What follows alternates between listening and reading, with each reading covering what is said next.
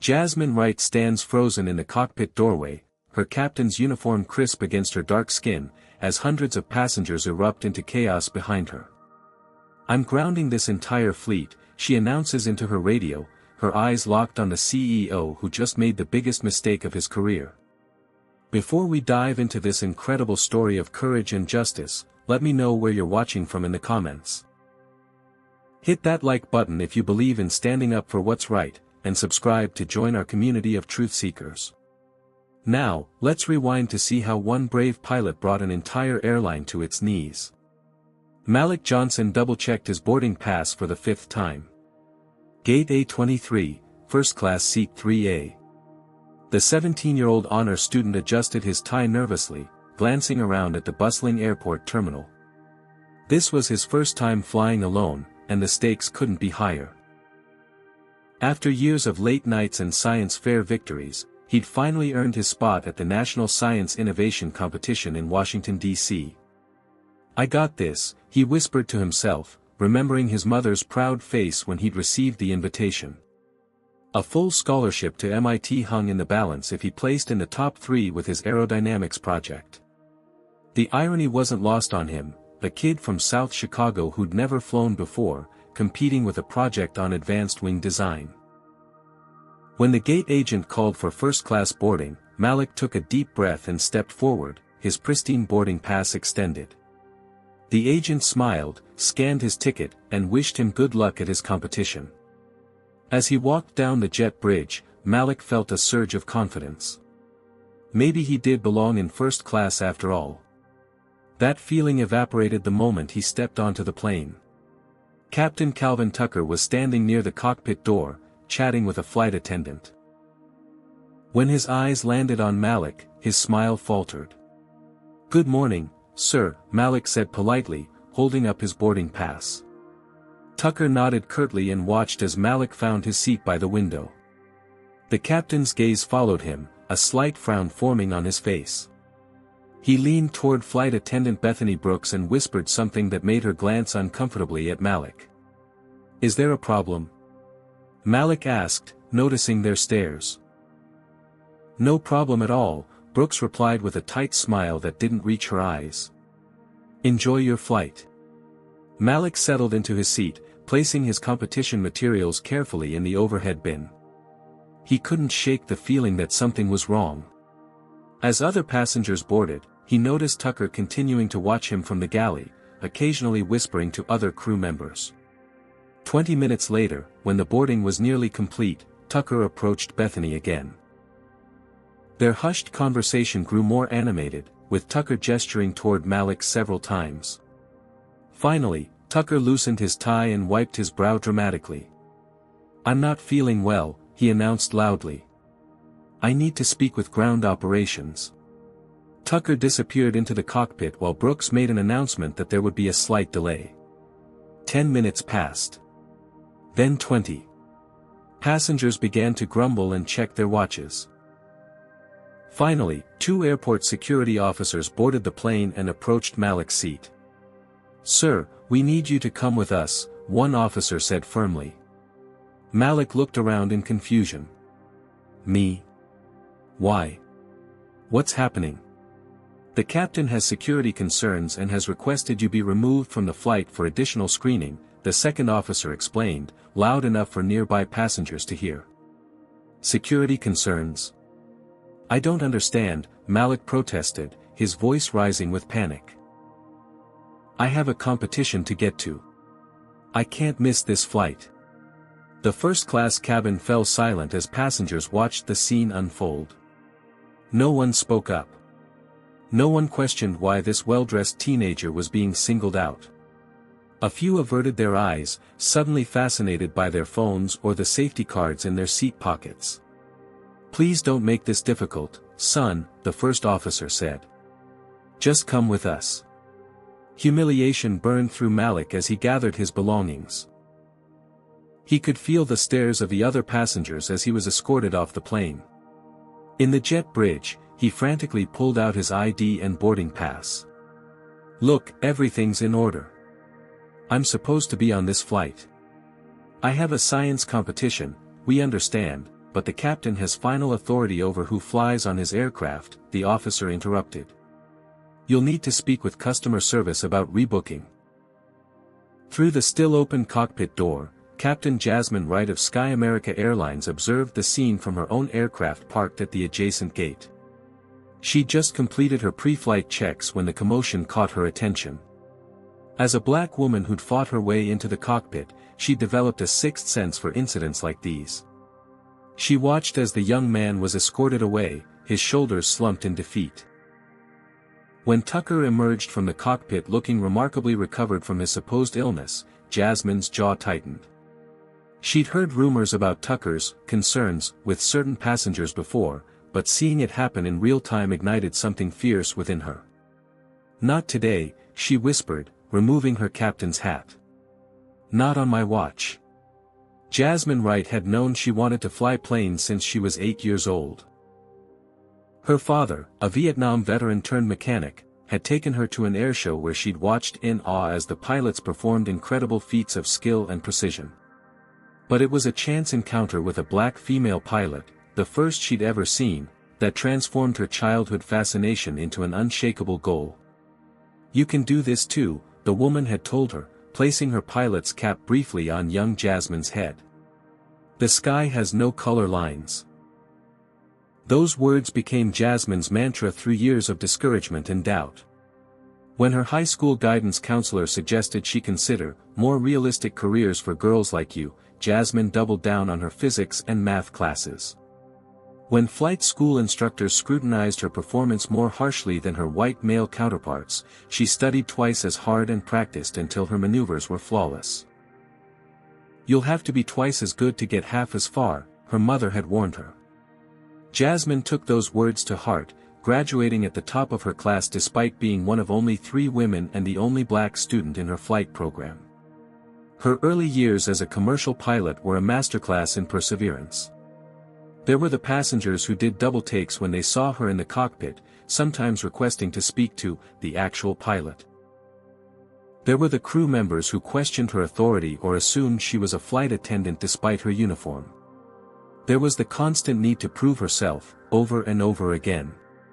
"Captain Wright, you need to understand that passengers have certain expectations," her first chief pilot had explained after she'd filed a complaint about discriminatory comments. "It's not personal. It's just business." But it was personal. Every slight, every doubtful glance, every joke about affirmative action hires, they all cut deep. Jasmine might have abandoned her dream if not for Howard Wilson, a retired pilot who'd broken barriers of his own decades earlier.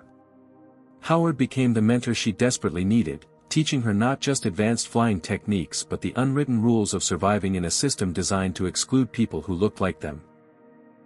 He showed her how to pick her battles, how to maintain her dignity without being labeled difficult, how to build alliances with colleagues who judged her by her skills rather than her skin color. "This industry will try to clip your wings at every turn," Howard told her. "Don't you dare give them the satisfaction." Over 15 years, Jasmine transformed from an uncertain novice into one of Sky America's most respected captains.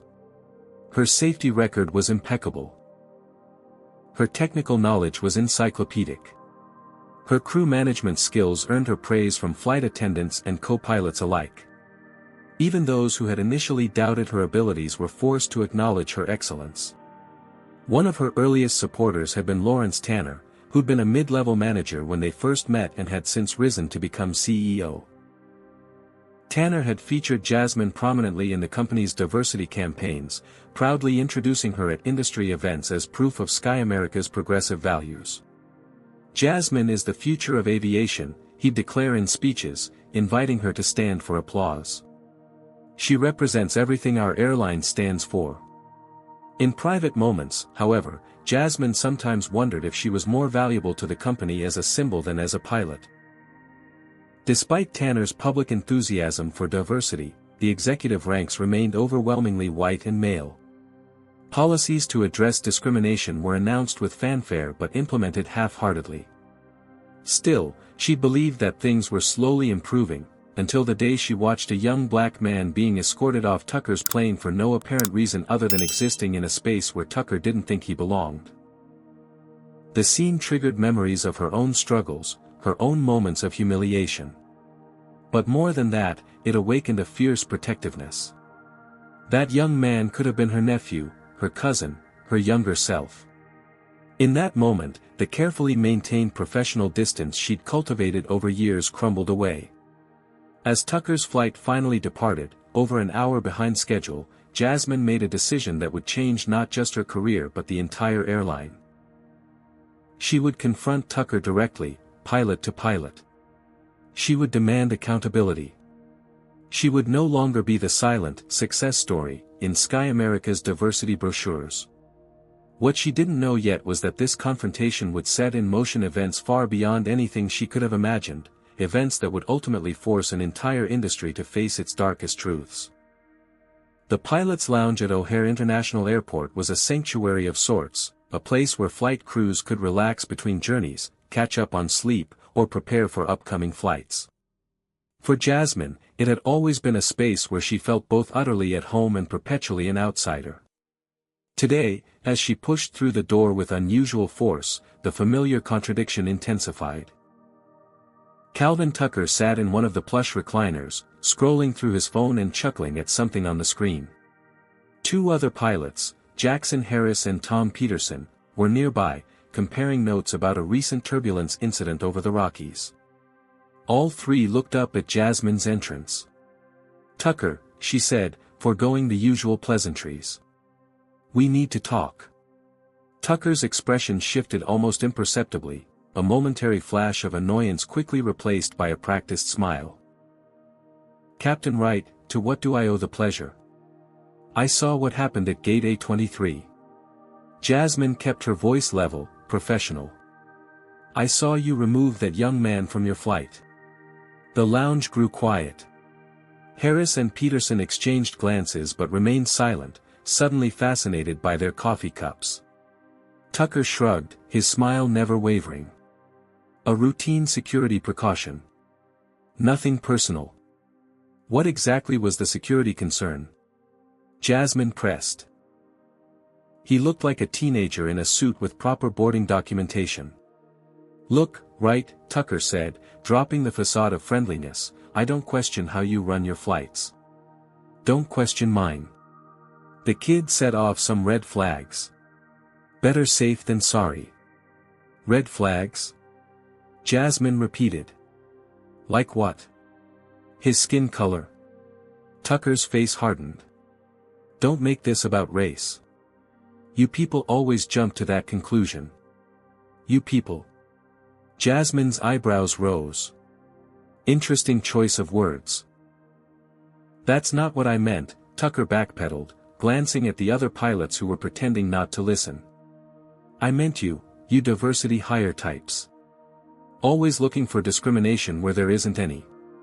The slur hung in the air. Harris coughed uncomfortably but said nothing. Peterson suddenly needed to check something in his flight bag. 15 years as a captain, and you still think I'm a diversity hire?" Jasmine asked quietly. "Interesting. Tell me, Tucker, what specifically made that young man suspicious?" "He seemed nervous. Kept checking his boarding pass.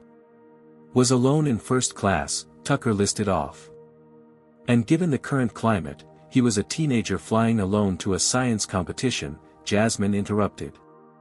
"Of course he was nervous. As for first class, last I checked, it was available to anyone who paid for it." The door to the lounge swung open, and Kyle Reynolds, the flight operations director, entered. Reading the tension in the room, he approached cautiously. "Everything all right here?" he asked, looking between Jasmine and Tucker. "Captain Wright here thinks I'm a racist because I had security check out a passenger," Tucker said before Jasmine could respond.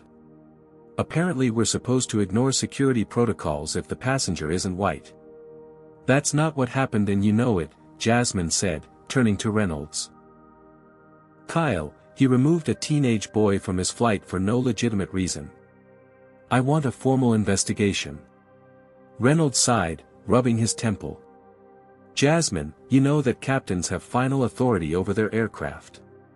If Calvin felt there was an issue, there was no issue except his discomfort with a black kid in first class," Jasmine insisted. "This isn't the first time something like this has happened with Tucker. You know it, I know it, everyone knows it." "You're overreacting," Reynolds said, lowering his voice. "Not everything is about race.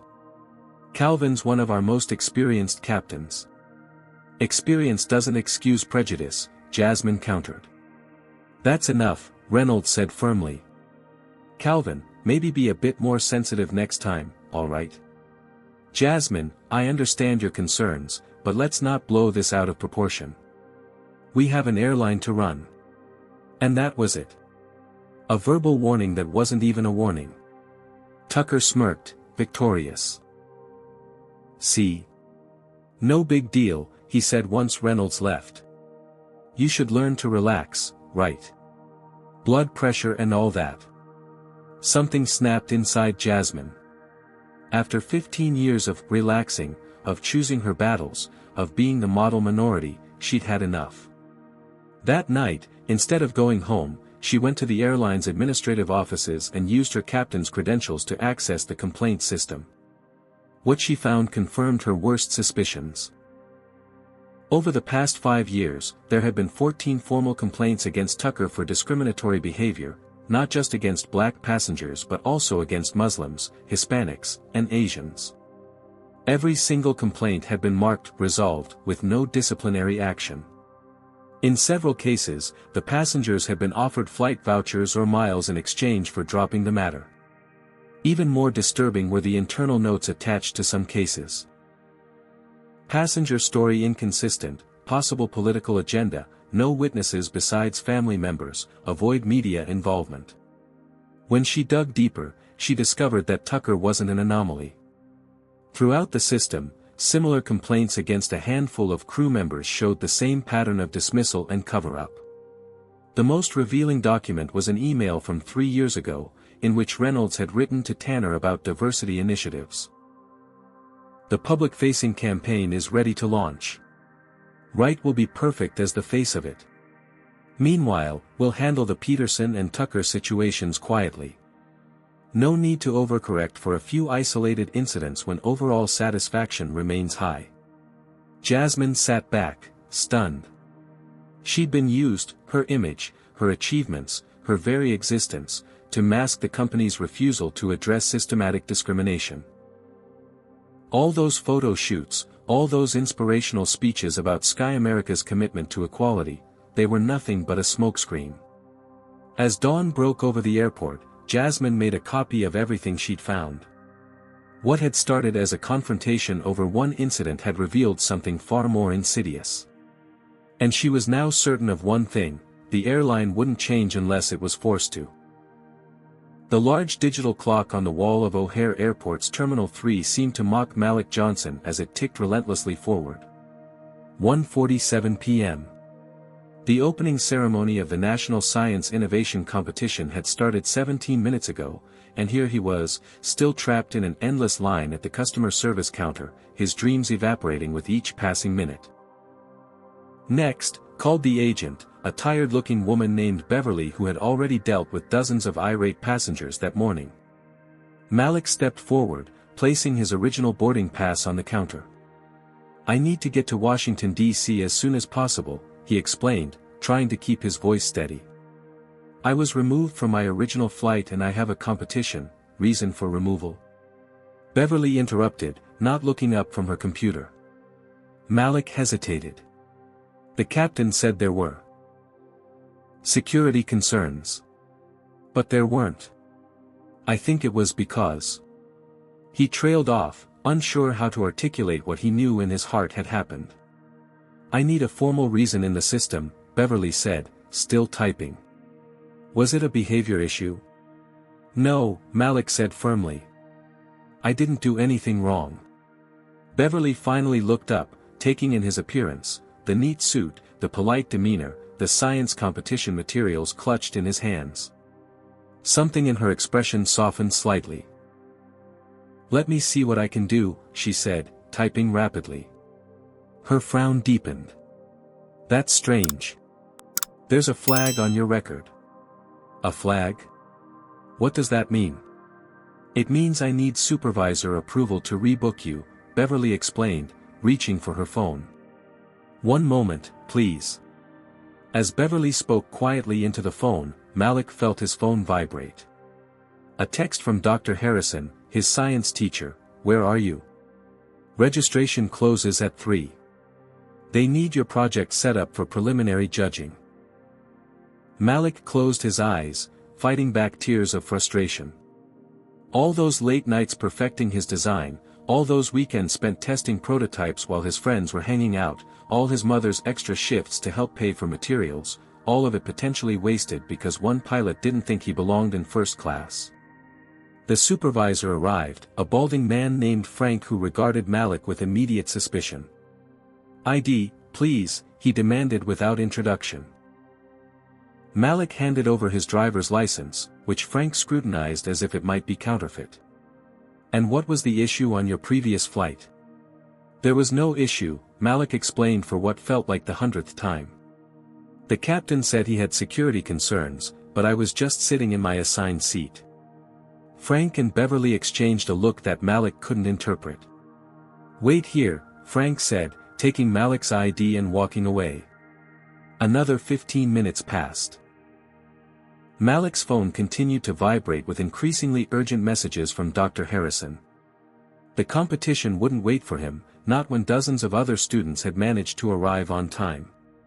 When Frank finally returned, he was accompanied by a TSA agent. We need to ask you some additional questions, the agent said. Please come with me. Why? Malik asked, desperation creeping into his voice.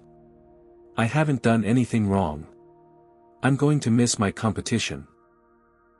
Sir, raising your voice isn't going to help your situation, the agent said coldly. Now, please come with me. As Malik was led away to a small interview room, he couldn't help but think of his mother, Aisha Johnson. A single parent since Malik was 3, she had raised him with constant reminders about the realities of being black in America. Keep your hands visible in stores, she'd instructed from his earliest memories. Always get a receipt. Speak politely to authorities, but know your rights. Excellence is your armor, but even armor has weak spots. His mother had prepared him for moments like this, but the knowledge offered little comfort as he sat in the sterile room, answering the same questions repeatedly while precious minutes ticked away. Where are you traveling to? What's the purpose of your trip? Who paid for your ticket? Why were you in first class? Do you know anyone in Washington? Have you ever been involved with any protests or political organizations? Through it all, Malik maintained his composure, answering clearly and respectfully as his mother had taught him. Inside, however, he was crumbling. The competition had been his one shot at the MIT scholarship. Without it, his college plans would need to be drastically reconsidered. After nearly an hour of questioning, the TSA agent finally seemed satisfied. You're free to go. Customer service will help you rebook. Back at the counter, a different agent informed him that the next available flight to Washington wouldn't depart until 7:30 p.m., arriving too late for even the evening registration session. I'm sorry, the agent said, and she did seem genuinely apologetic. That's the best we can do. Malik accepted the new boarding pass numbly. Finding a quiet corner of the terminal, he called his mother. They did what? Aisha Johnson's voice crackled with indignation over the phone. Baby, I am so sorry. This should never have happened. It's over, Mom, Malik said, his voice hollow. Everything we worked for. I'm going to miss the competition. No, Aisha said firmly. This isn't over. Not by a long shot. We're not letting them take this from you without a fight. But what kind of fight could they possibly mount? They had no power, no connections, no resources to take on an entire airline. Malik was just one black teenager from South Chicago, deemed suspicious for existing in a space someone decided he didn't belong. As he sat contemplating his ruined future, Malik decided to record a video on his phone, documenting what had happened while the details were still fresh. He wasn't sure what good it would do, but it felt important to create a record. Today, I was supposed to present my aerodynamics project at the National Science Innovation Competition, he began, looking directly into the camera. Instead, I'm still at O'Hare Airport because a pilot decided I looked suspicious. He uploaded the video to his social media accounts without much thought, more as a way to process his disappointment than anything else. Then he called Dr. Harrison to explain why he wouldn't be at the competition. What Malik didn't realize was that his straightforward, dignified account of the day's events would strike a chord. Within hours, his video had been shared thousands of times, with commenters expressing outrage at his treatment. While waiting for his evening flight, Malik was approached by a distinguished-looking man in a tailored suit who had recognized him from the viral video. "Malik Johnson. My name is Terrence Washington," the man said, extending his hand. "I'm a civil rights attorney, and I couldn't help overhearing your story. I think we might be able to help each other. Have you ever faced discrimination and felt powerless to do anything about it? Comment number 1, if you've ever been in a situation where you were judged unfairly based on your appearance. Hit the like button if you admire Malik's dignity in the face of injustice, and subscribe to hear more stories of courage against discrimination. What do you think will happen when Terrence Washington gets involved? Will Malik still have a chance at his dream? And what will Captain Jasmine Wright do with the evidence she's discovered? Stay tuned as our story continues. The soft glow of a laptop screen illuminated Jasmine Wright's face as she scrolled through yet another internal document at 2:37 a.m. Her dining room table had transformed into an investigative command center. Stacks of printed emails, employee testimonials, and company policies surrounded her. 3 empty coffee mugs stood as sentinels at the edges of her workspace. She rubbed her eyes, fighting fatigue. Since discovering the pattern of buried complaints against Tucker and others, she'd been working tirelessly to build a comprehensive case.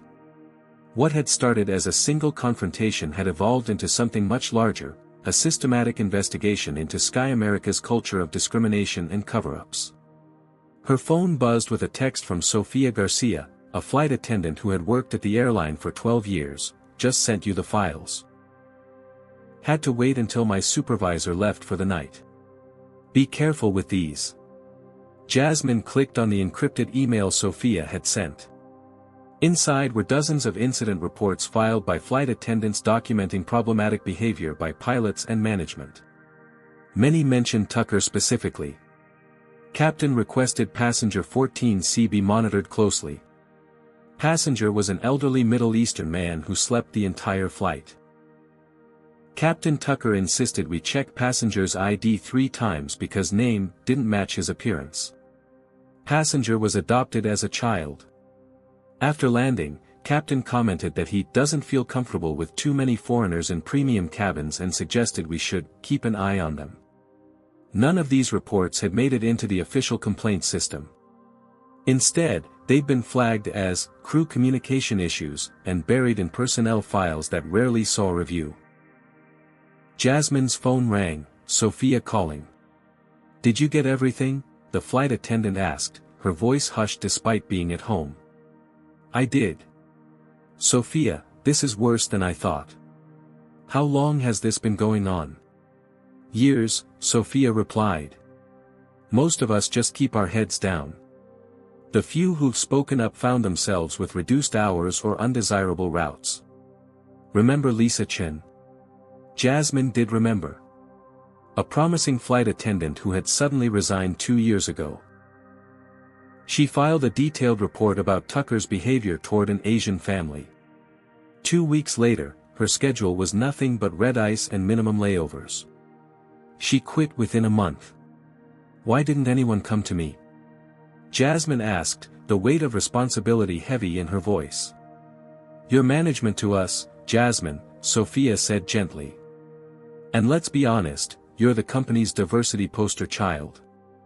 No one was sure whose side you'd be on." The word stung, but Jasmine couldn't deny their truth.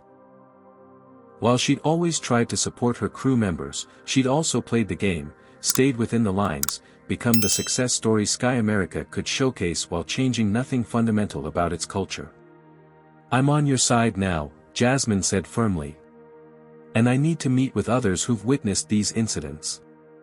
Over the next week, Jasmine orchestrated a series of secret meetings with flight attendants, gate agents, and a few sympathetic pilots. They gathered in coffee shops far from the airport, in private homes, and once in the back room of a library. Each brought their own stories and, often, documentation they'd kept as personal insurance against retaliation. Jordan Bailey, a gate agent, shared screenshots of directives to give additional scrutiny to passengers with certain surnames. Anthony Roberts, a co-pilot, recalled Tucker making disparaging comments about neighborhoods where many passengers of color lived. Daniela Morales, another flight attendant, described how complaints from minority passengers were routinely classified as customer misunderstandings rather than potential discrimination. The pattern was undeniable, and it extended far beyond Tucker. The entire system was designed to protect the airline's image at the expense of both passengers and employees who experienced discrimination. Then came the most damning evidence of all, an internal memo Jasmine discovered while using her captain's credentials to access management communications. Dated just 3 days after Malik's removal from Tucker's flight, it outlined the company's strategy: Johnson incident classification, customer misunderstanding proposed resolution, complimentary flight voucher plus 10,000 miles media strategy, computer error led to unnecessary additional security screening, note. Maintain that Captain Tucker followed company policy. No disciplinary action recommended. Diversity campaign, accelerate next phase with Captain Wright as spokesperson. Reading her own name in the memo made Jasmine physically ill. They were planning to use her to help cover up exactly the kind of discrimination she'd fought against her entire career. Meanwhile, Tucker hadn't faced even minimal consequences. In fact, according to another document Jasmine uncovered, he was being quietly promoted to a management position overseeing pilot training, a role where he would influence the next generation of Sky America pilots. Late one night, as Jasmine was reviewing social media posts about airline incidents, she stumbled across Malik's viral video. The teenager's dignified account of what had happened hit her hard. This was the human cost of the system she was part of. In the comments, she noticed that civil rights attorney Terrence Washington had become involved in the case. Without hesitation, she reached out through a private message: "Mr. Washington, my name is Jasmine Wright. I'm a captain at Sky America and witnessed Malik's removal from the flight. I have evidence this wasn't an isolated incident. We should talk." Washington responded within minutes, and by the next day, they had arranged a secure meeting. When Jasmine arrived at Washington's office, she was surprised to find Malik and his mother, Aisha, already there.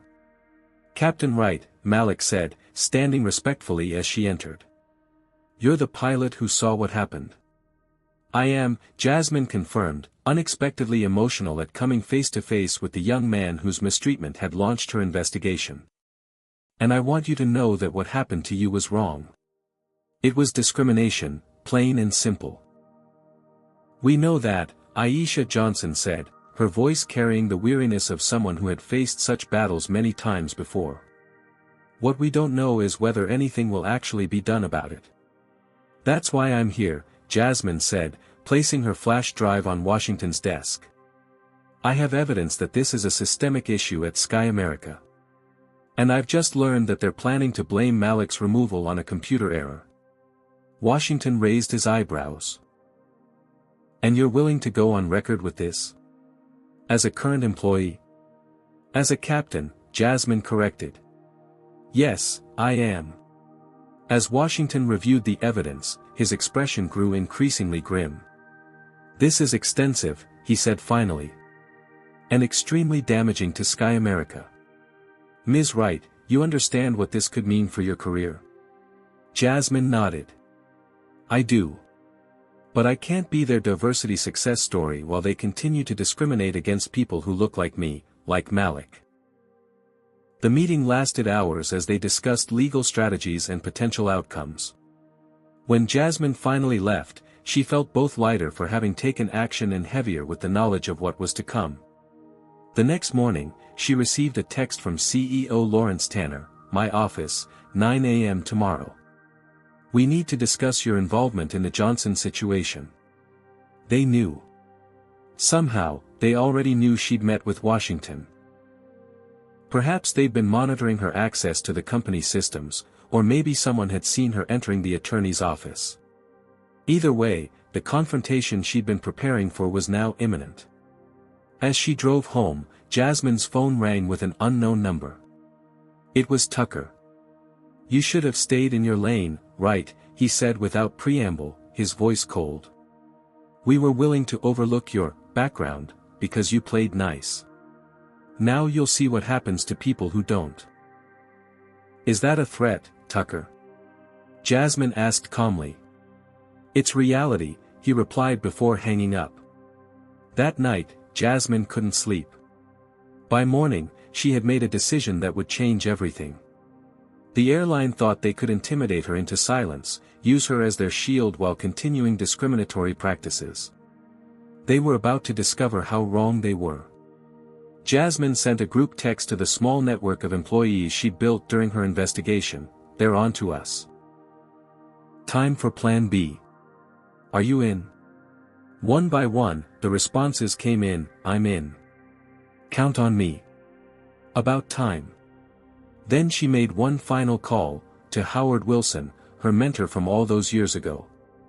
"Howard, I'm about to ground an entire airline," she said when he answered. "I need your advice." The small conference room at the airport Marriott hummed with nervous energy as Jasmine Wright looked around at the assembled group. 12 crew members, pilots, flight attendants, and ground staff, had answered her call, risking their careers to be part of what they were now calling Operation Ground Stop. "First, I want to thank you all for coming," Jasmine began, her captain's voice commanding attention without raising in volume.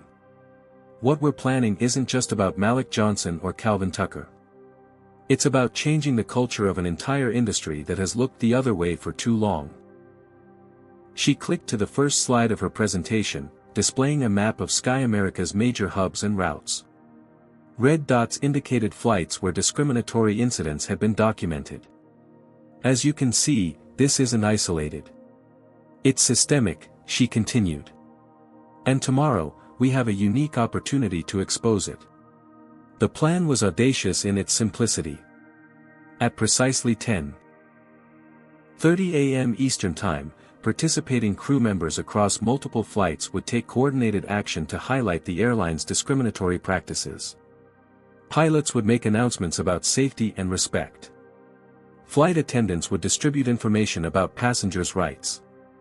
And most critically, Jasmine would ground her own aircraft, which, according to the schedule leaked by a sympathetic dispatcher, would be carrying CEO Lawrence Tanner himself. "Won't this be considered a wildcat strike?" asked Natalie Thompson, a senior flight attendant based in Atlanta. "We could all lose our jobs." "That's why we're framing it as a safety issue," Jasmine explained. "Under FAA regulations, crew members have the right, the obligation, to refuse duty if they believe safety is compromised. We're making the case that discrimination compromises safety by creating a hostile environment where proper protocols aren't followed." The legal reasoning was thin, and everyone in the room knew it. But it gave them just enough cover to act with a clear conscience. "What about those of us who aren't scheduled to fly tomorrow?" asked Michael Rivera, a ground operations specialist. "Support roles are just as crucial," Jasmine said. "We need people monitoring social media, communicating with the press, and documenting everything that happens. If management tries to shut this down, we need a record." For the next 2 hours, they refined the details of their plan, assigning roles and establishing secure communication channels. Each participant would face unique risks depending on their position and seniority. For some, this could mean the end of their aviation careers. As the meeting concluded, Jasmine noticed Brian Foster, a pilot with nearly 20 years of experience, lingering hesitantly by the door. She'd been surprised when he'd shown up. Foster had always seemed like a company man, focused on his own advancement. "Something on your mind, Brian?" she asked when the others had left. "I'm having second thoughts," he admitted. "I've got kids in college, a mortgage. I can't afford to lose this job, Jasmine." She nodded, understanding his fear all too well. "I get it. No one would blame you for backing out. But you're risking everything too," he said. "Why? You've made it. You're a success story." Jasmine considered the question carefully. "Because being a success story means nothing if the system stays broken. What's the point of breaking barriers if we pull the ladder up behind us?" Foster was quiet for a moment. "My father couldn't get hired as a pilot despite being qualified. Too many personality issues, they said. We all knew what that meant." "Then do this for him," Jasmine suggested gently. "Do it for the next generation of pilots who shouldn't have to be exceptional just to be accepted." After another long pause, Foster nodded. "I'm in. All the way." As Jasmine drove home that night, her phone rang with a call from an unknown number. It was Kyle Reynolds, the flight operations director. "I know what you're planning, right?" he said without preamble. "The company has called an emergency meeting tomorrow morning. They're offering you a promotion, Vice President of Diversity and Inclusion. A seat at the table where you can actually make changes from within." The offer was tempting, exactly the kind of role she'd once dreamed of. But Jasmine now understood it for what it was, a gilded cage designed to silence her while creating the illusion of progress. "And what about Tucker?" she asked. Reynolds hesitated. "His promotion is already in process." "Look, you need to understand the realities of running an airline this size. We can't just—" "I understand the realities perfectly," Jasmine interrupted. "Thank you for the heads up about tomorrow's meeting. I'll be there." She hung up and immediately texted her core team, "Management knows something's coming. Meeting tomorrow AM to offer me promotion. Plan still on. Be ready for countermeasures." The responses came quickly, "Stay strong. We've got your back. No turning back now."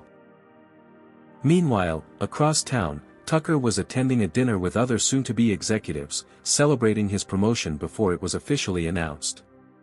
His phone buzzed with a text from Reynolds. Wright didn't take the bait. "Proceed with Plan B." Tucker smiled and excused himself from the table. In the restaurant's quiet hallway, he made a call. "It's Tucker. Wright's going through with whatever she's planning. Time to implement our contingency."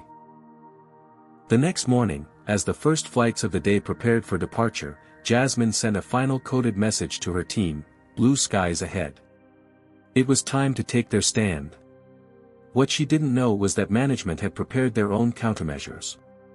Tucker had been quietly contacting loyal pilots and crew members, warning them about a disruptive action planned by disgruntled employees with an agenda. Security personnel had been stationed at key airports. IT staff had been instructed to monitor employee communications. As Jasmine drove to the airport for her scheduled flight, the stakes couldn't have been higher. By day's end, either Sky America would be forced to confront its discriminatory practices, or Jasmine and her allies would lose the careers they'd worked so hard to build. Either way, the airline would never be the same. The pre-dawn sky was still dark as Jasmine Wright strode through O'Hare Airport's Terminal 1, her captain's uniform immaculate, her wheeled suitcase trailing behind her. Fellow crew members nodded respectfully as she passed, some knowingly, others oblivious to what was about to unfold. At the crew briefing room, Jasmine reviewed her flight plan for Sky America Flight 1283 to San Francisco. It was a full flight, 243 passengers, including 18 in first class. Among those first-class passengers, according to the manifest, was Lawrence Tanner, Sky America's CEO, headed to a major aviation conference. Perfect weather across the route, noted First Officer Paul Rodriguez as they reviewed conditions. Should be smooth sailing. Jasmine nodded, wondering if Rodriguez had any inkling of the turbulence that actually lay ahead. He wasn't part of her inner circle, but she hoped he would understand once everything was in motion. The boarding process began normally. Jasmine greeted passengers at the cockpit door, her professional smile masking the nervous energy coursing through her. When Tanner boarded, he did a double take at seeing her. "Captain Wright," he said with forced joviality. "Didn't realize you'd be flying us today." "Last-minute schedule change, sir," she replied smoothly. "Have a pleasant flight." Once the boarding was complete, Jasmine closed the cockpit door and began the pre-flight checklist with Rodriguez. Her phone buzzed with a text from Sofia Garcia, who was working as a flight attendant on a New York to Miami route. "We're go. Good luck." Similar messages arrived from other team members on flights across the country. Operation Ground Stop was officially underway.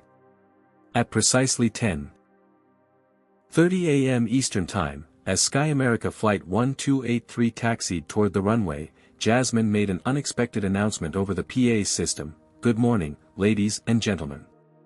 This is Captain Jasmine Wright speaking. Before we take off, I want to address something important. Sky America Airlines promotes itself as an inclusive company that treats all passengers with dignity and respect. However, I've recently discovered that this isn't always the case." In the cabin, passengers looked up from their devices, suddenly attentive. In Seat 2C, CEO Tanner's face darkened as he realized what was happening. Just 1 week ago, Jasmine continued, a young black student was removed from a Sky America flight for no legitimate reason. This wasn't an isolated incident but part of a pattern of discrimination that the airline has systematically covered up. Throughout the plane, passengers began murmuring to each other. Some pulled out phones to record the announcement. "As your captain, my primary responsibility is your safety. But safety isn't just about mechanical operations, it's about ensuring that everyone on board is treated fairly and respectfully. Until Sky America addresses these issues, I cannot in good conscience operate this aircraft." Rodriguez turned to her in shock. "Captain, what are you doing?" Taking a stand, Jasmine replied, before pressing the radio button to contact ground control. "This is Sky America 1283 requesting return to gate due to operational issues." As their plane turned back toward the terminal, similar scenes were unfolding on 5 other Sky America flights. In Atlanta, Captain David Sawyer informed his passengers about the airline's discriminatory security screening practices. On a flight from Chicago to Dallas, First Officer Maria Diaz refused to close the cabin door until she could read a statement about employee intimidation. Most dramatically, in Miami, Flight attendant Natalie Thompson stood in the center aisle and revealed the discriminatory directive she'd received over the years. "We were told to watch certain passengers more closely based solely on their names or appearance. We were instructed to check certain passengers' tickets multiple times if they were seated in first class. And when they complained, their concerns were dismissed or buried." Passengers reacted with everything from applause to anger. Many began sharing videos and posts on social media, causing #SkyAmericaExposed to trend within minutes. Back on Jasmine's flight, chaos had erupted. Tanner was on his phone, furiously demanding that someone shut this down immediately. Other passengers were filming, calling family members, or peppering flight attendants with questions. As the aircraft reached the gate, Tanner unbuckled his seatbelt and stormed toward the cockpit, ignoring the "Fasten Seatbelt" sign. When a flight attendant tried to stop him, he brushed past her. "Open this door immediately," he demanded, pounding on the cockpit door. "Right, you're finished at this airline." Jasmine emerged from the cockpit, calm but resolute. "Mr. Tanner, I understand you're upset." "Upset doesn't begin to cover it," he hissed, lowering his voice as he became aware of the passengers recording the encounter. "This is corporate sabotage. You've violated every protocol in the book."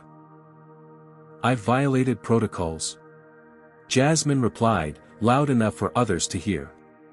"What about the protocols violated when Malik Johnson was removed from his flight?" What about the documented cases of discrimination that your airline has covered up for years? Those are unsubstantiated allegations, Tanner insisted.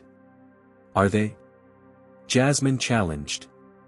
Because I have hundreds of pages of evidence that say otherwise. Evidence that shows you personally approved burying discrimination complaints. Their confrontation was interrupted by the arrival of Tucker, who had been summoned to the airport by management when the protest began. You've gone too far this time, Wright, Tucker said, his face flushed with anger. Playing the race card to cover for your incompetence. The race card? Jasmine repeated incredulously. Is that what you call it when you remove a teenager from a flight because you don't think he belongs in first class? Tucker stepped closer, his voice dropping to a threatening whisper. You people are never satisfied. Given every advantage, every special consideration, and still complaining. Unfortunately for Tucker, a passenger nearby was recording every word. His unguarded comments spread across social media within minutes, providing undeniable evidence of exactly the attitude Jasmine had been fighting against. By now, airport security had arrived, along with several news crews who had picked up on the trending story. As passengers deplaned, many stopped to express support for Jasmine, while others complained about the inconvenience. Captain Wright, are you concerned about losing your job? Asked a reporter who had managed to get past security. I'm more concerned about an airline that values its image over treating people with dignity, Jasmine replied. This isn't about me. It's about creating an industry where everyone can fly without fear of discrimination. As the terminal filled with stranded passengers, news of similar actions at other airports began to spread. In total, 8 flights had been grounded or significantly delayed by crew members participating in Operation Ground Stop. The financial impact was already in the millions. Tanner, realizing the situation was spiraling beyond control, attempted damage control. Sky America takes these allegations very seriously, he told reporters who had cornered him. We'll be conducting a thorough investigation into any claims of discriminatory practices. But his words rang hollow as social media filled with testimonials from both passengers and employees sharing their own experiences of discrimination on Sky America flights. The airline's stock price began to plummet as investors reacted to the reputational damage. By early afternoon, attorney Terrence Washington had arrived at O'Hare with Malik and Aisha Johnson. The sight of the young man whose mistreatment had sparked the protest created a powerful visual for news cameras, the honor student in his suit standing alongside the captain in her uniform, both of them victims of the same system. Sky America didn't just fail Malik, Washington told reporters. They failed every passenger who trusts them to provide fair and equal service regardless of race, religion, or ethnicity. We're calling for a complete overhaul of their policies and practices, along with appropriate compensation for those who have experienced discrimination. As evening approached, Jasmine faced the very real possibility of arrest. Sky America's legal department was pushing for charges related to interference with flight operations, and police officers had begun taking statements from crew members. Just as it seemed Jasmine might be led away in handcuffs, an unexpected ally emerged. First Officer Rodriguez, who had been silent throughout much of the day, stepped forward. I want to go on record, he told both the police and the gathered media. Everything Captain Wright said is true. I've witnessed discriminatory behavior firsthand but was afraid to speak up. She's not interfering with safety, she's trying to ensure it for everyone. One by one, other Sky America employees began to come forward, not just those who had been part of the planned protest, but others who had witnessed discrimination and remained silent out of fear. Their collective voices created a narrative too powerful to ignore or dismiss. As night fell over O'Hare, Jasmine stood at the center of a movement that had grown far beyond what she had imagined. Whatever happened next, whether she kept her job or lost it, whether she faced legal consequences or vindication, she knew that Sky America would never be the same. And neither would the aviation industry that had both defined her life and repeatedly tried to limit her potential. The following 48 hours unfolded like a hurricane, with Jasmine Wright standing in the eye of the storm. What had begun as a coordinated protest by a small group of airline employees had exploded into a national conversation about discrimination in the aviation industry and beyond. Hashtag SkyAmericaExposed dominated social media, with millions of shares and comments. Major news networks ran continuous coverage of what they were calling the Sky America Rebellion. Aviation experts, civil rights leaders, and business analysts debated the implications on every channel. For Sky America, the immediate impact was devastating. Beyond the 8 flights directly affected by the protest, hundreds more had been delayed or cancelled as the airline scrambled to replace crew members who had joined the movement. Call centers were overwhelmed with passengers demanding refunds or rebookings on other carriers. The company's stock had plummeted 22% in a single day, erasing billions in market value. At O'Hare Airport, Jasmine had been placed on administrative leave pending investigation, her pilot credentials temporarily suspended. Security escorted her from the property, cameras capturing her dignified exit, still in her captain's uniform. "Do you regret your actions, Captain Wright?" shouted a reporter as she walked to her car. Jasmine paused, considering the question carefully. "I regret that it came to this," she replied. "I regret that years of internal complaints and suggestions went unheard. But I don't regret standing up for what's right." Back at Sky America headquarters, an emergency board meeting had been convened. The company's general counsel painted a grim picture of their legal exposure. "The evidence Wright gathered is substantial," she explained to the board members. "If this goes to court, we're looking at a class action lawsuit that could cost hundreds of millions, not to mention the reputational damage." "Can't we argue that these were isolated incidents?" asked one board member. "A few bad apples rather than systemic issues?" "The documentation suggests otherwise," the lawyer replied. "Wright has emails from senior management, including Mr. Tanner, acknowledging problems and choosing not to address them. And now Tucker's comments about, 'you people,' have gone viral. It's indefensible." All eyes turned to CEO Lawrence Tanner, whose leadership was now in serious question. "I believed we were making progress with our diversity initiatives," he said defensively. Wright herself was the face of those efforts. "That's exactly the problem," replied board member Diana Chen, one of the few women in the room. "You used her image while ignoring the substance of what real inclusion means.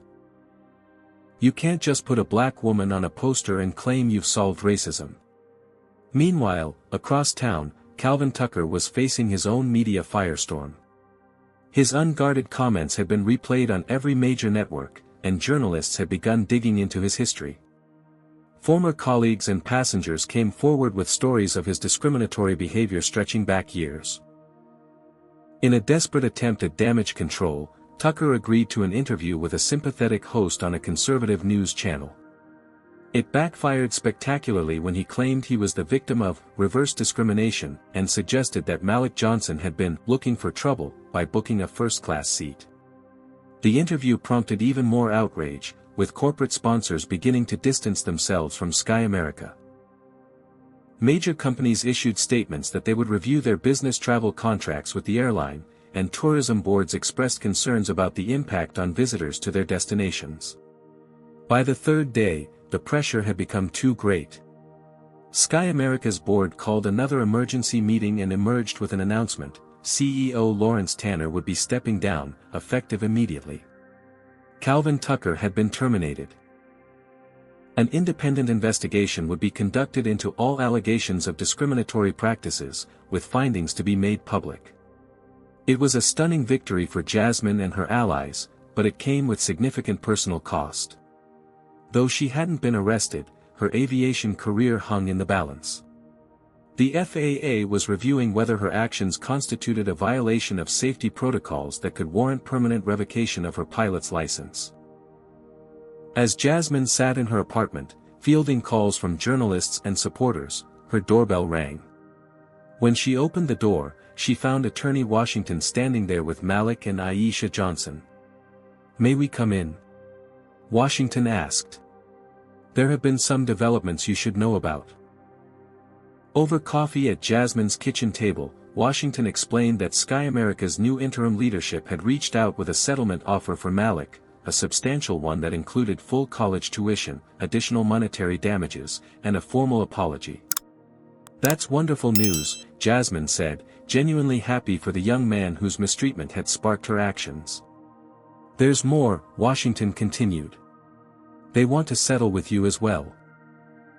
Reinstatement with back pay, no disciplinary action on your record." Jasmine raised an eyebrow. "What's the catch?" "Confidentiality," Washington said. "They want this to go away quietly."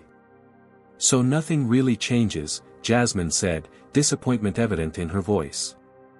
"They pay us off, replace a few figureheads, and the system continues." "Not necessarily," Washington replied. "That's their initial offer. But given the public support you've garnered, we're in a position to demand real structural changes as part of any settlement." "Like what?" asked Malik, who had been quietly absorbing the conversation. "Like a complete overhaul of training and complaint procedures," Washington suggested.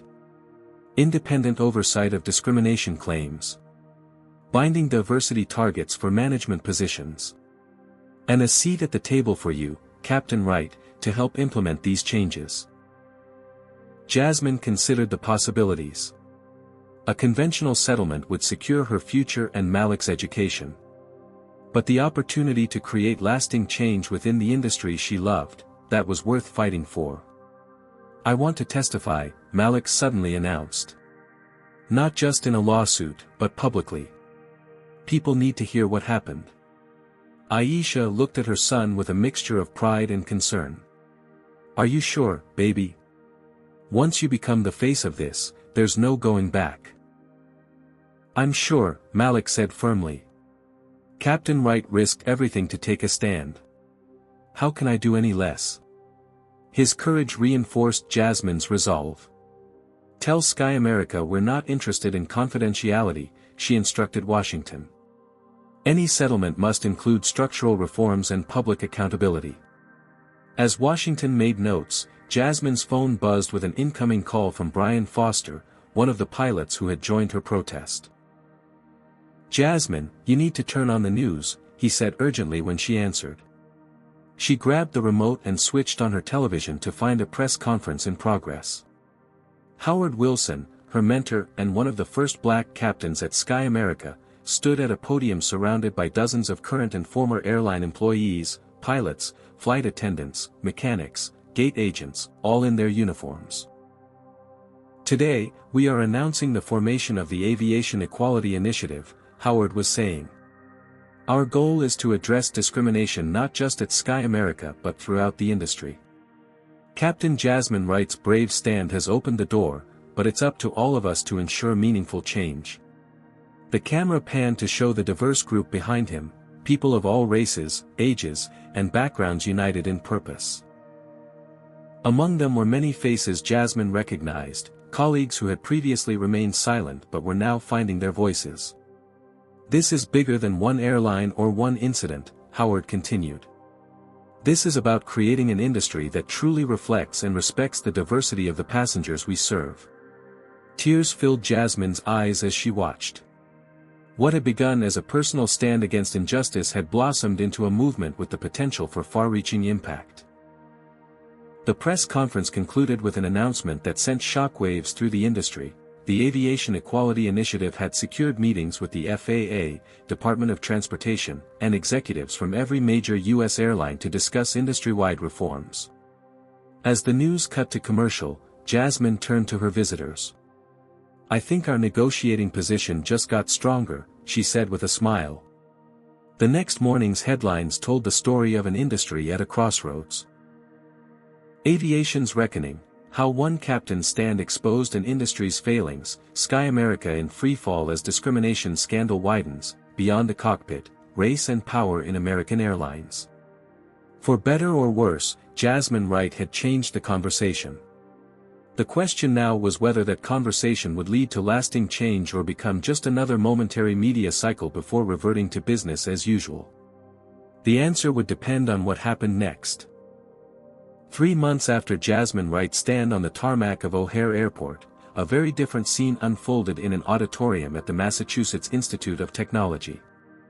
Malik Johnson, dressed in a crisp new suit, walked across the stage to accept his certificate of admission and a full scholarship to the aerospace engineering program. "Mr. Johnson represents the future of innovation in aviation," announced the dean. His aerodynamics project, which he was nearly prevented from presenting due to discrimination, has already attracted attention from NASA and leading aerospace companies. The audience erupted in applause, with the loudest cheers coming from Aisha Johnson, watching with tears in her eyes as her son achieved the dream they had worked toward for so many years. In Washington, D.C., a different kind of ceremony was taking place. The Department of Transportation had just concluded a 3-month investigation into discriminatory practices in the airline industry, prompted by the events at Sky America. The findings were damning. Patterns of discrimination affected not just passengers but hiring, promotion, and daily operations throughout the industry. "Today, we are announcing comprehensive new regulations to address these issues," declared the Transportation Secretary. These include mandatory anti-bias training for all airline personnel, transparent reporting of passenger removal incidents, and oversight committees with real enforcement powers. Standing behind the secretary were key figures who had helped shape the new regulations, including Attorney Terrence Washington, Howard Wilson, and representatives from civil rights organizations who had joined forces with the Aviation Equality Initiative. For Sky America Airlines, the road to redemption had been steep and costly. The class action lawsuit filed on behalf of passengers and employees who had experienced discrimination had settled for $142 million. Several executives, including former CEO Lawrence Tanner, faced personal liability for their role in covering up documented incidents. More significantly, the airline had undergone a complete restructuring under new leadership. Diversity wasn't just a marketing slogan anymore, it was embedded in hiring practices, promotion criteria, and daily operations with measurable goals and regular public reporting. As for Calvin Tucker, his fall had been swift and complete.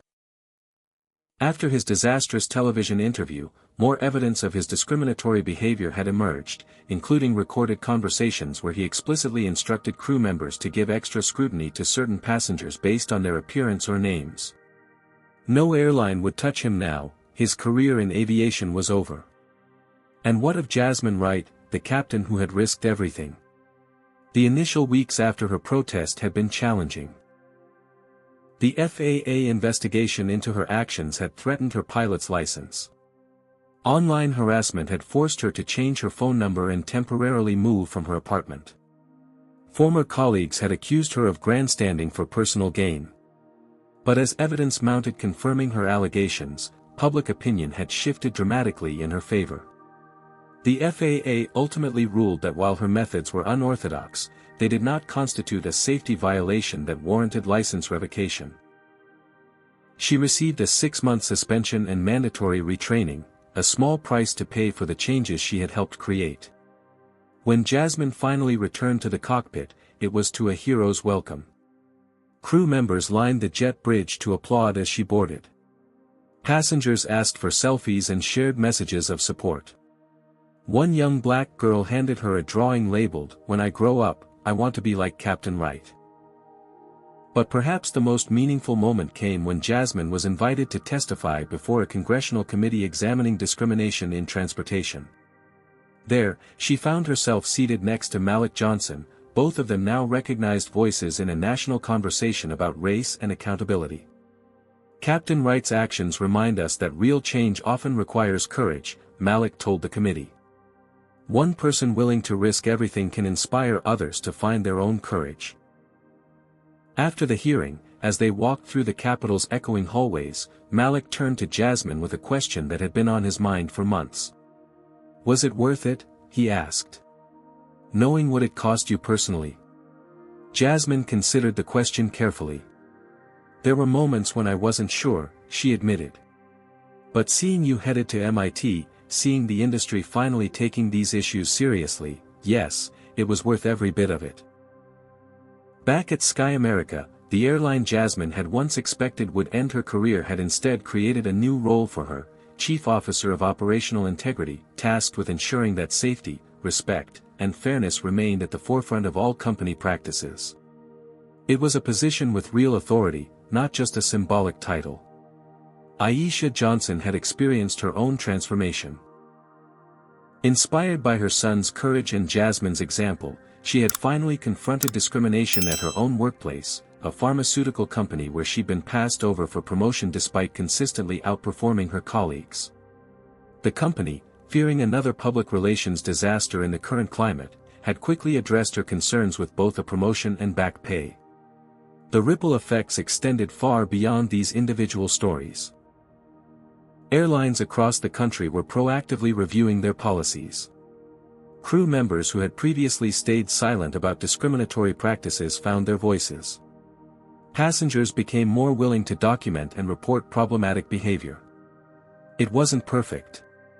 Change never is. There were still incidents, still battles to be fought. But something fundamental had shifted in an industry that had resisted change for decades.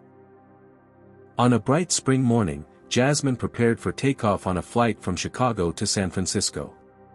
As she completed her pre-flight checks, she noticed a familiar name on the passenger manifest, Malik Johnson, traveling to California for a special tour of aerospace facilities arranged by MIT. When he boarded the plane, she invited him to visit the cockpit before departure. "First class suits you," she observed with a smile as he settled into the captain's chair for a photo. "It does," he agreed. "Though I'm more excited about where I'm headed than how I'm getting there." As passengers boarded the plane, Jasmine made her usual welcome announcement, but added something special. "Ladies and gentlemen, we have a future aerospace engineer on board today. His name is Malik Johnson, and his story is intertwined with mine in ways that changed this airline and this industry." It reminds us that courage is contagious, that speaking truth has power, and that justice, while sometimes delayed, can still prevail. As the plane lifted into the clear blue sky, Jasmine felt a profound sense of peace. The journey had been turbulent, the cost had been high, but the destination, a world where people like Malik could pursue their dreams without arbitrary barriers, was worth every sacrifice.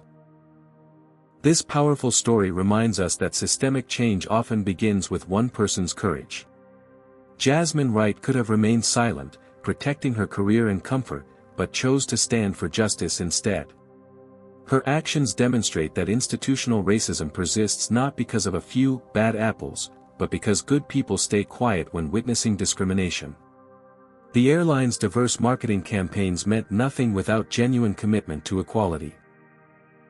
Surface-level diversity initiatives that serve as window dressing rather than creating meaningful change are not just ineffective, they're harmful, giving the illusion of progress while maintaining discriminatory systems. Malik's experience shows how racism creates barriers for talented individuals, potentially robbing society of their contributions.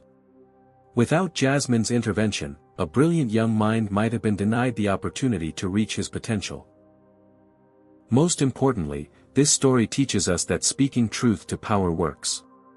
While the personal cost may be high, collective action can transform entire industries. One voice becomes many when courage is contagious. What discrimination have you witnessed in your life? Would you risk your career to stand up for a stranger facing injustice? Share your thoughts in the comments below. If this story moved you, please hit that like button and subscribe for more powerful racism stories that inspire change. Help spread this message by sharing with someone who needs courage today. Thank you for being part of our community that believes in equality and justice for all. Remember, change begins with you.